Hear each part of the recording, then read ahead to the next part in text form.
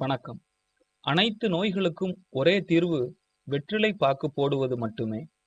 அதிர வைக்கும் உண்மைகள். பழந்தமிழர் மரபாகட்டும், இந்திய பண்பாடாக இருக்கட்டும், அவை எல்லாமே காரண காரியத்தோடு உருவாக்கப்பட்டதுதான். முடி வெட்டுவதிலிருந்து மன்னர்கள் முடிசூடுவது வரை கடைபிடிக்கப்படும் சடங்குகளில் பல்வேறு வாழ்க்கை தத்துவங்கள் அடங்கியுள்ளன.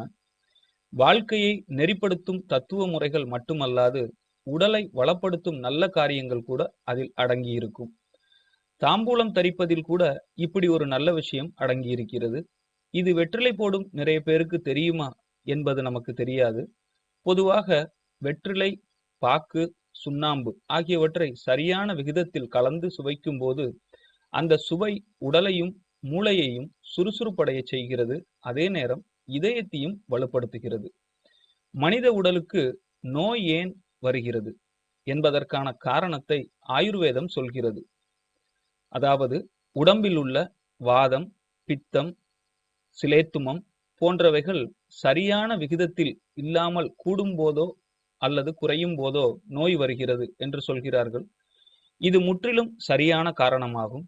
இந்த 3 சத்துக்களும் சரியான கோணத்தில் உடம்பில் அமைந்து விட்டால் நோய் வராது என்பதை விட நோயை எதிர்த்து நிற்கும் ஆற்றல் உடம்பிற்கு வருகிறது. இந்த 3 நிலைகளையும் சரியானபடி வைக்க தாம்பூலம் உதவி செய்கிறது. பாக்கிலிருந்து கிடைக்கும் துவர்ப்பு பித்தத்தை கண்டிக்கக்கூடியது. சுண்ணாம்பில் உள்ள காரம் வாதத்தை போக்க வல்லது. வெற்றிலையில் உள்ள உரைப்பு கபத்தை நீக்கிவிடும். இப்படி பார்த்தால் தாம்பூலம் போடுதல் என்ற ஒரே பழக்கத்தில் உடம்பில் உள்ள 3 தோஷங்களையும் முறைப்படுத்தும் நிலை அமைந்து விடுகிறது. இது மட்டுமல்லாது, தாம்பூலத்தோடு சேர்க்கும் ஏலம், கிராம்பு, ஜாதிபத்திரி போன்றவைகள் வாயில் உள்ள கிருமிகளை மட்டுப்படுத்துகிறது. ஜீரண சக்தியை அதிகரிக்கவும் செய்கிறது. ஆக மொத்தம் வெற்றிலை போடுவதால் இத்தனை நல்ல விஷயங்கள் அடங்கியுள்ளன. அதனால்தான் நமது விருந்துகளில் வெற்றிலைக்கு முக்கிய பங்கு கொடுக்கப்படுகிறது.